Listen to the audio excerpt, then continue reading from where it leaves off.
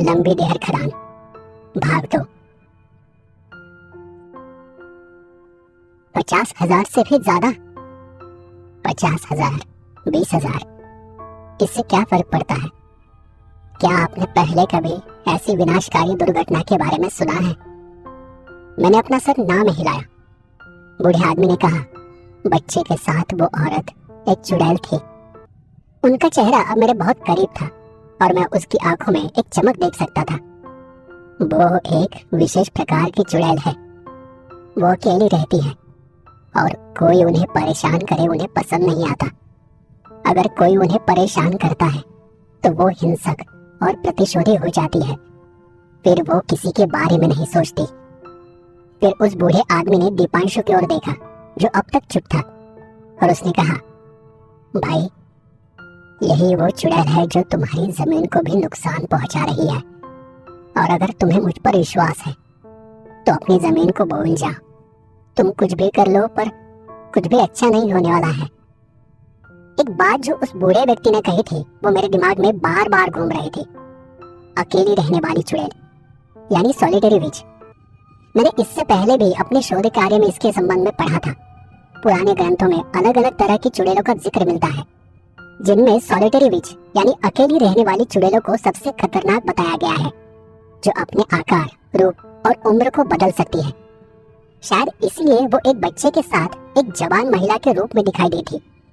ये चुड़ैल उम्रहीन होती है, यानी उनकी कोई उम्र नहीं होती। कौन जानता है कि ब्रिटिश अधिकारी के मिलने से पहले वो कितनी सदियों से उन पहाड़ों में रह रही थी, और कौन जानता है कि वो कितनी शताब्दियों तक इस पहाड़ों में रहेगी। क्या हो अगर वो सच में अस्तित्व में है? मेरे मन में उठ रहे इन सवालों का जवाब ढूंढने का एकमात्र तरीका यह था कि मुझे खुद लंबी देर खदानों में प्रवेश करना होगा। और मैं अपने सवालों के जवाब ढूंढने के लिए दीपांशु को लेकर खदान की ओर निकल पड़ा।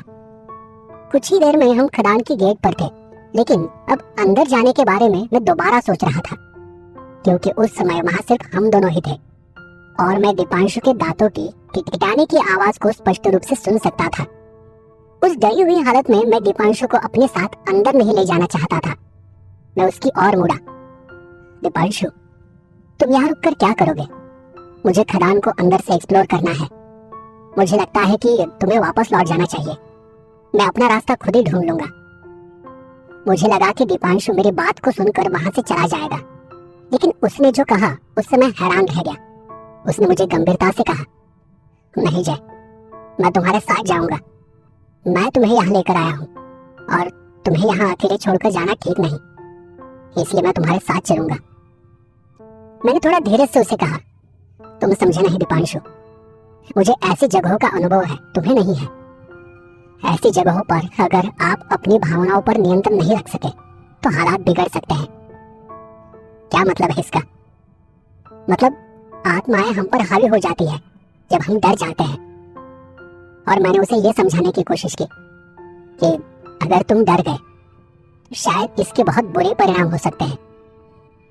उसने थोड़ा मुस्कुराते हुए कहा, मतलब वो मुझ पर कब्जा कर सकती है, यही ना? मैं इस विषय पर ज्यादा बोलकर उसे डराना नहीं चाहता था, इसलिए मैंने बस इतना कहा, शायद हाँ, ऐसा हो सकता है। उसने एक पल के लिए उस पर विचार किया और दृढ़ता से अपना सिर हिलाया। फिर भी मैं तुम्हारे साथ चलूंगा। उस वक्त शाम के 6:30 बज रहे थे।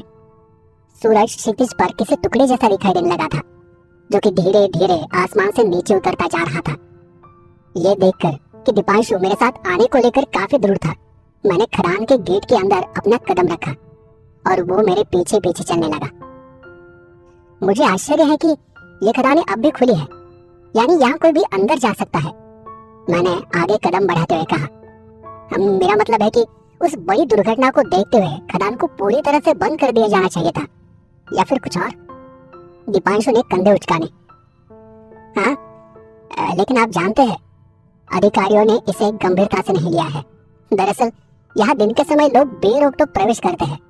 कुछ लोग यहाँ किसी बोतहा जगह पर रोमांच का अनुभव करने के लिए आते हैं, सेल्फी लेते हैं और न जाने क्या क्या करते हैं। और ये यहाँ तक ही नहीं है, अगर आप थोड़ा ध्यान दें तो अपने आसपास आपको शराब की बोतलें दिखाई देंगी। हाँ, ये तो बहुत अजीब बात है। असल में ये उन सभी असहाय मजदूरों और खनिकों का अपमान करने जैसा है जो यहाँ मर गए थे। उसने और गंभीरता से कहा, माफ करे, लेकिन यही यहाँ का सच है। गेट के ठीक सामने पहाड़ पर एक बड़ा कंपाउंड बना हुआ था। ये समतल था और उगी हुई घास से ढका हुआ था। इस कंपाउंड के एक किनारे पर पत्थर की संरचनाओं की एक श्रृंखला थी जो समय के साथ खराब हो गई थी और नहीं उन पर कोई छत भी थी। यहाँ आसपास जो भी दिखाई दे रहा है यही भूतहा जगहों की पहचान है। मैंने अपनी बात पर जोर देकर कहा, बिना छत के ढांचे और ये टूटी उधली दीवारें। अब आसपास झिंगुरों की आवाज गूंजने लगी थी। कभी कभी तो हमें रोशनी में चमकते जुगनू भी दिखाई दे रहे थे। अचानक हमारी नजर एक साइन बोर्ड पर पड़ी जिस पर लिखा था कि जिस स्थान पर हम खड़े थे वो कभी प्रशासनिक ब्लॉक हुआ करता था, जो कि खदान का सबसे ऊपरी स्थान था। जैसे जैसे हम आगे बढ़ते जा रहे थे आसपास सब कुछ धुंधला दिखाई देने लगा, यानी अब टॉर्च निकालने का समय आ गया था। मैंने अपने बैग से 2 टॉर्च निकाली और एक दीपांशु को दे दी। उसने मेरे साथ आने की जिद तो की थी, लेकिन उसके बावजूद अब उसकी सांसें ठंडी चल रही थी। मैंने उसके कंधे को थपथपाया और उसे अपने साथ आने का इशारा किया। चलते चलते वो एकदम से चिल्लाया। ये एक छोटी सी तेज चीख थी जिसने मुझे तुरंत उसकी ओर देखने पर मजबूर कर दिया था। उसका एक पैर हवा में था और नीचे जमीन पर कुछ था जिस पर वो पैर रखने ही वाला था कि उसने अपना पैर हवा में ही रोक रखा था। ये क्या है? उसने बिना नीचे देखने की हिम्मत करते हुए मुझे पूछा। मैंने उस चीज पर टॉर्च का प्रकाश डाला। वो काला और क्षत विक्षत शरीर का कुछ था। मैं और करीब चला गया और मैंने करीब से देखा और उसे देख मैं लगभग पीछे की ओर गिर पड़ा। वो 2 मरे हुए कौवे थे, बदबूदार। उनकी गर्दन शायद किसी दूसरे पक्षी ने बुरी तरह से मरोड़ और तोड़ दी थी। घावों से अभी भी खून बह रहा था, जिससे पता चल रहा था कि उनकी मौत हुए ज्यादा समय नहीं हुआ है। मैंने भी अपने आप को संभाला और उसे कहा, वो सिर्फ कौवे हैं, बेचारे मरे हुए हैं। दीपांशु ने राहत की सांस ली और अपना पैर साइड में जमीन पर रख दिया। उसे वहीं छोड़कर मैं ब्लॉक के अन्य इलाकों की जांच करने के लिए आगे बढ़ा। इन पर्वतीय इलाकों में अंधेरा बहुत जल्दी हो जाता है। दरअसल अंधेरा होने के बाद ऐसी किसी नई और अनजान प्रेतवादी जगह में प्रवेश करना एक बहुत बड़ी गलती हो सकती है, लेकिन मैं जानता था कि फिर मुझे यहाँ आने का मौका मिलेगा भी नहीं, पता नहीं। सच कहूँ तो ऐसी नई जगह में प्रवेश करने का सही तरीका ये होता है कि दिन के उजाले में ऐसी जगहों की रेकी की जाए और उसके बाद जांच के उपकरण लगाए जाए और फिर जब रात हो तो जांच के लिए वापस लौट जाए। लेकिन मैंने अपने ही नियमों को तोड़ा था। हमने पूर्णिमा के चांद की हल्की रोशनी में उस जगह को स्कैन किया। मैं बिल्कुल किनारे तक चला गया था और अब मैं उस पहाड़ में बने उस विशाल खुले छेद तक आ गया था जो खदानों का प्रवेश द्वार था, और यहीं पर मैंने अपना मन बना लिया था। मैंने पहले भी नकारात्मक वाइब्स देने वाले स्थानों की जांच की है।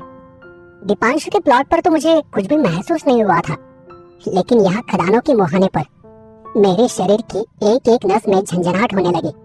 मुझे अपनी खोपड़ी पर एक रेंगने वाली सनसनी महसूस हुई। ठंडा पसीना आने लगा। ऐसा लग रहा था मानो मेरे अंदर से कुछ निकल रहा हो। ऐसे शारीरिक संकेत उत्पन्न कर अपने अंदर डर पैदा करना आत्माओं का एक तरीका है, और ये बिल्कुल उसी प्रकार का संकेत था।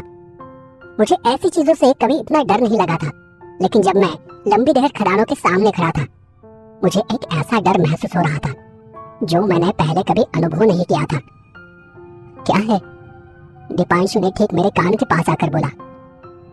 वहां कुछ है, कुछ बहुत बुरा है, मैं इसे महसूस कर सकता हूँ। मैंने अपनी घड़ी की ओर देखा और उसे कहा, आत्मा रात में जागती है, निशाचर होती है, और रात ही उनका समय होता है, और इसलिए रात पूरी अंधेरी होने तक मुझे बाहर इंतजार करना होगा। अभी अंदर जाना जल्दबाजी होगा। मेरी इस बात पर दीपांशु ने कुछ भी नहीं कहा। हमने वहीं आसपास कहीं इंतजार करने का निर्णय लिया और हम वापस गेट की ओर चल दिए।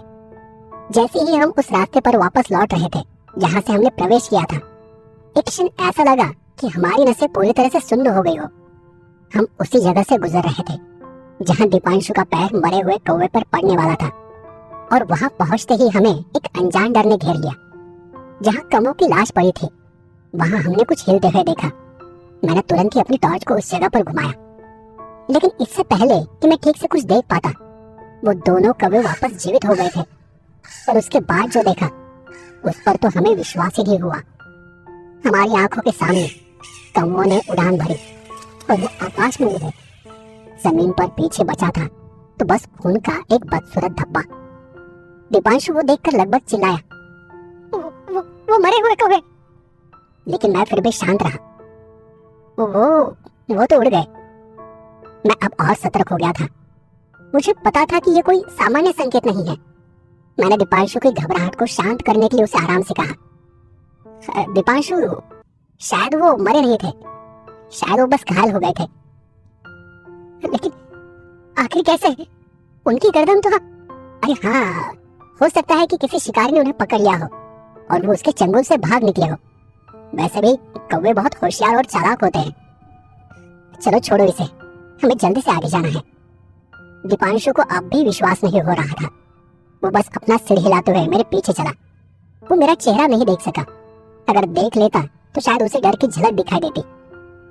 हम वहां से दूर जाकर रुक गए। वहां एक पत्थर पर बैठकर हम अपने मन को शांत रखने के लिए फिल्मों और क्रिकेट के बारे में बात कर रहे थे। लेकिन फिर भी हमारा बातचीत पर जरा भी ध्यान नहीं था। रात के 11 बज चुके थे। आसपास घना अंधेरा फैला हुआ था। यहाँ तक कि पूर्णिमा का चांद भी बादलों से ढक चुका था, मानो यहाँ कोई भयानक खेल होने वाला हो। दूर बसे घरों से निकलने वाले प्रकाश के बिंदुओं को छोड़कर वहां कुछ भी दिखाई नहीं दे रहा था। मैंने फिर एक बार अपना मन बना लिया और अपनी जगह से उठ खड़ा हो गया। दीपांशु भी बिना कोई सवाल किए मेरे पीछे पीछे खड़ा हुआ। उस वक्त हम आपस में कोई बात नहीं कर रहे थे। आसपास सब कुछ इतना गहरा शांत था कि हमें बात करने से भी डर लगने लगा था। मैंने अपनी टॉर्च जलाई और नीचे रखे उपकरण उठाए। जैसे ही हम खदानों की मुहानी की ओर बढ़े, मैंने दीपांशु को भी एक टॉर्च दे दी। फिर हम खदान से नीचे उतरे। सीलन भरी बदबू ने हमें प्रभावित करना शुरू कर दिया था। खदान के अंदर जाना यानी बिना किसी प्रकाश या हवा के अपने आप को एक बहुत संकरे और बहुत ही छोटी जगह में बंद करने जैसा है। ऐसी जगह किसी छोटे संकरे गलियारे जैसे होती है, पहाड़ों में काटी गई लंबी और घुमावदार सुरंगें। जब आप उनके अंदर चलते हैं तो आप इस एहसास से छुटकारा नहीं पा सकते कि आप पृथ्वी की गहराई में प्रवेश कर रहे हैं। कुछ कुछ जगहों पर सुरंग है या रास्ता इतना संकरा हो जाता है कि केवल एक ही व्यक्ति गुजर सके। और ये सब कुछ मेरे लिए आज तक का सबसे डरावना अनुभव था। मैंने आज तक ऐसी जगहों को कभी एक्सप्लोर नहीं किया था। ये किसी बुरे सपने जैसा लग रहा था और पता नहीं आगे क्या होने वाला है, आगे क्या हमारा इंतजार कर रहा है। मेरे दिमाग में बार बार यहाँ की भयानक दुर्घटना और मरे हुए हजारों लोगों की बात चल रही थी। मैं हर पल ये सब सोच रहा था। दिमाग में तस्वीर उभर रही थी कि आखिर क्या हुआ होगा यहाँ। कितना दर्द, कितनी चीखें गूंजी होंगी यहाँ। वहां की मिट्टी की दीवारें मरे हुए हजारों मजदूरों की चीखों की गवाह थी। उन मजदूरों ने दीवारों की सतहों पर यहाँ से निकलने के लिए अपनी मुट्ठियां मारी होंगी। न जाने कितने घुसे मारे होंगे। दूर जाने के लिए संघर्ष कर रहे होंगे। एक आदमी दूसरे को धक्का दे रहा होगा और जहाँ भगदड़ के लिए भी कोई जगह नहीं होगी, वो किसी भीड़ की तरह एक ही जगह फंस गए होंगे। उनकी हिंसक आखिरी सांसें, उनकी सभी इच्छाएं और सपने, उन घबराहट भरे अंतिम क्षणों में सब खत्म हो रहा होगा। ये जानते हुए भी कि वो जिस चीज के लिए जी रहे थे वो अब शून्य है, उसका कोई मतलब नहीं है। इन सब के बारे में सोचकर ही मेरे अंदर डर की लहर दौड़ गई। इस जगह में इतनी नकारात्मक ऊर्जा थी कि आपकी नसों में बहता खून भी सूखता चला जाए। जल्द ही हम दोनों सुरंगों की उस भूल भुलैया में एक जगह पर आकर रुक गए। ये गोल कमरे जैसा बना था जिसके बीचों बीच कुछ पत्थरों का ढेर लगा हुआ था। उसे देख लग रहा था कि शायद ये वो जगह होगी जहाँ पर मजदूरों ने लंबे घंटों काम करने के बाद आराम किया होगा। दीपांशु आगे बढ़कर एक पत्थर पर बैठ गया। मैं उसे जोर जोर से सांस लेते हुए देख सकता था और अचानक मुझे एहसास हुआ कि मैं भी जोर जोर से सांस ले रहा हूँ। हम काफी अंदर तक आ चुके थे और हमें ऑक्सीजन की कमी महसूस होने लगी थी। अगले 15 मिनट तक हम यूं ही बैठे रहे। तभी कुछ ऐसा हुआ जिससे मुझे झटका लगा कि एक तो मीटर की लाइटें अचानक खराब हो गई थी।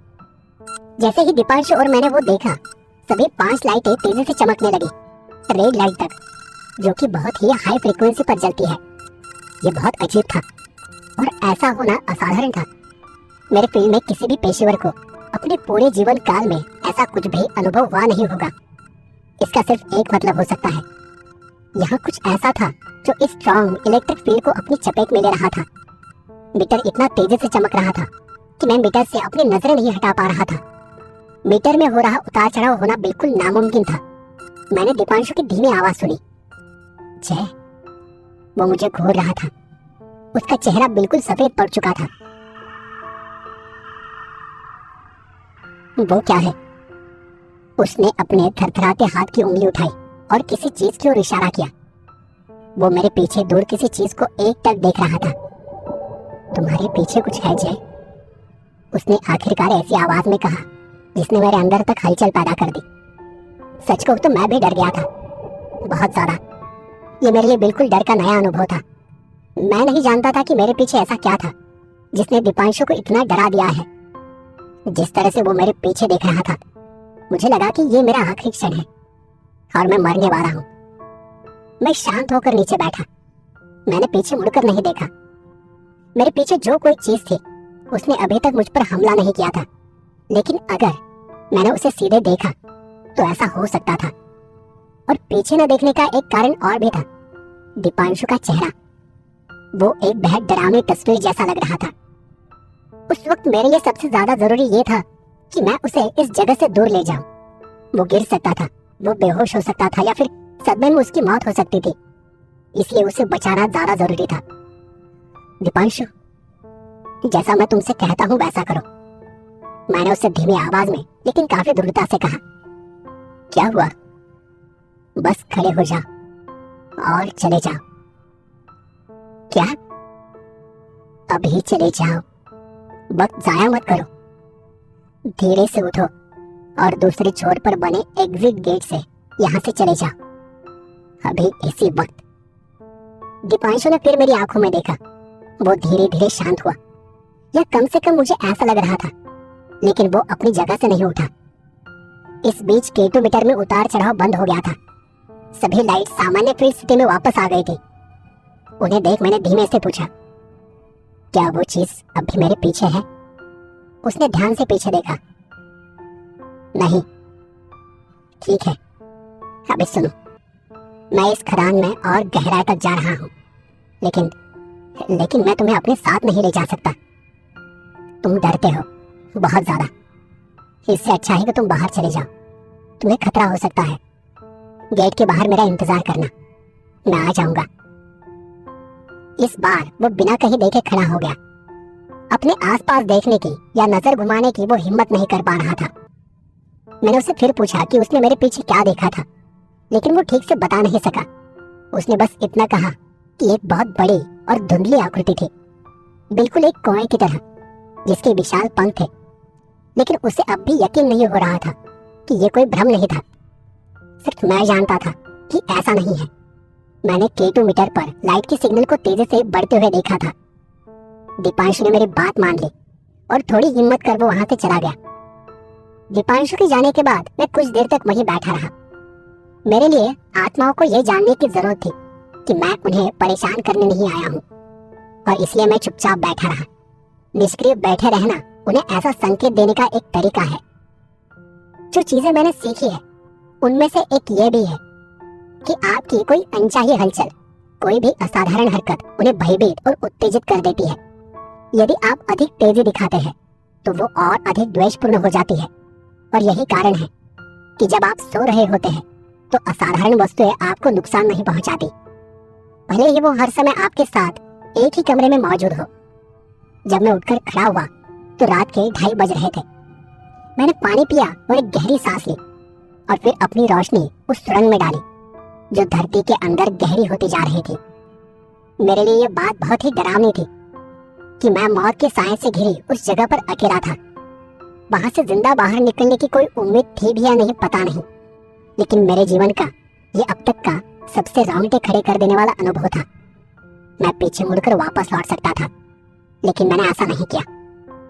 मैंने दीपांशु को तो उस जगह से बाहर भेज दिया था, लेकिन अब मैं खुद ही अपनी सोच को नहीं रोक सका कि ये जगह बहुत ही भयानक और खौफनाक है, और हमारी दुनिया से परे इस दूसरी दुनिया के बारे में जानने की जिज्ञासा ने मुझे जकड़ लिया था। लोग हमेशा कुछ न कुछ ऐसा करना चाहते हैं जो उन्हें रोमांचित कर दे। मेरे अंदर भी यही रोमांच था, जो मुझे अंदर जाने के लिए प्रेरित कर रहा है। लोग ऊंची चट्टानों से कूदते हैं, कुछ मौत को मात देने के लिए कारों को भगाते हैं, और मैं ऐसी प्रेत बाधित जगहों को खोजता हूँ, उन्हें एक्सप्लोर करता हूँ और एक तरह से अपने आप को ही चुनौती देता हूँ। मैं अब खदानों के सबसे गहरे हिस्से के अंदर था, एक संकरे रास्ते पर चला जा रहा था, शायद जिस पर खनिक तब चले होंगे जब वो अपनी आखिरी सांसें ले रहे थे। मैं कदम दर कदम जगह के हर इंच का निरीक्षण करते हुए आगे बढ़ता गया। वहां केवल मेरे कदमों की आवाज और मेरी आहें भरने और सांस लेने की आवाज थी, और एक और आवाज थी जिसे सुनकर मैं अपनी जगह पर खड़ा हो गया, और वो आवाज भी बंद हो गई। मैंने एक कदम और उठाया और फिर मैंने वो आवाज सुनी। मैं आगे बढ़ता रहा, लेकिन अब मैं छोटे छोटे कदम उठा रहा था, और वो आवाज भी धीमी धीमी बढ़ती जा रही थी, ज्यादा स्पष्ट सुनाई दे रही थी, जैसे वो आवाज मेरे करीब आ रही हो। समझ नहीं आ रहा था कि किस चीज की वो आवाज थी, या कुछ था वहां जो मेरा पीछा कर रहा है। ये बिल्कुल अलग था, कंकड़ पत्थर पर कदम रखने जैसी आवाज, और मैं एकदम से पीछे मुड़ा। मैंने ये जानबूझकर किया था, क्योंकि मैं उसे देखना चाहता था जो भी मेरा पीछा कर रहा है। मेरे अचानक मुड़ने से उसे छिपने का मौका न मिलता, और अगर वो छिपने का प्रयास भी करता तो भी मुझे उसकी एक झलक तो जरूर दिखाई देती। लेकिन ऐसा नहीं हुआ। जो चीज मेरा पीछा कर रही थी उसका छुपने का कोई इरादा नहीं था। यहाँ तक कि जैसे ही मैं पीछे मुड़ा, वो चीज अपनी जगह पर रुक गई और मुझे देखकर मुस्कुराई। मैंने जो देखा वो एक भेड़िए जैसा कोई जानवर था, या शायद कुछ और, लेकिन कुछ कुछ भेड़िए जैसा दिखाई दे रहा था। शायद वो जानवर इन खदानों की गहराई में भटक गया था, लेकिन मैं उसे देख इतना तो जान गया था कि ये कोई सामान्य जानवर नहीं है। ये जानवर, ये भेड़िया अपने आकार से कई अधिक लंबा था। उसकी आंखों में द्वेष की लाल चमक थी, जो शिकारियों में तब होती है जब वो हमला करने के लिए तैयार होते हैं। मुझे उससे डरना नहीं था, अब डर की कोई गुंजाइश ही नहीं थी, क्योंकि मैं जहां पर था वहां पर मैं बस लड़ सकता था, बचने का कोई चांस नहीं था। अगर ये सच में एक भेड़िया है तो मैं नहीं चाहता कि कल कोई अखबार में पढ़े कि जय अलानी, एक पैरानॉर्मल इन्वेस्टिगेटर, एक भेड़िए द्वारा मारा गया। जांच के प्रशिक्षण में हमें यह भी सिखाया जाता है कि अगर कभी शिकारी जानवरों का सामना हो तो उनसे कैसे निपटना है। मेरे पास अपने आप को बचाने के अलावा दूसरा कोई रास्ता नहीं था, और इसलिए मैं अपने आप को बचाने के बारे में सोचने लगा, और एकदम से मैंने अपने पास की सभी फ्लैशलाइट्स को एक साथ चालू किया, उन्हें जला दिया पूरी ताकत से, सीधे उस जानवर की आंखों पर। अब एक असली भेड़िया उतनी तेज रोशनी को देखकर दूर भाग गया होता, क्योंकि भेड़िए रात के अंधेरे में घूमना और शिकार करना पसंद करते हैं, और वो तेज रोशनी को सह नहीं सकते।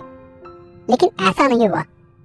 मैंने जब फ्लैशलाइट जलाई थी तो एक पल के लिए मुझे भी दिखाई देना बंद हो गया था, लेकिन जब मेरी नजर धीरे धीरे उस तेज प्रकाश के लिए स्थिर हुई तो मुझे हल्का सा आभास हुआ कि वो जानवर अब भी वही है, अपनी खतरनाक आंखों से मुझे घूर रहा है।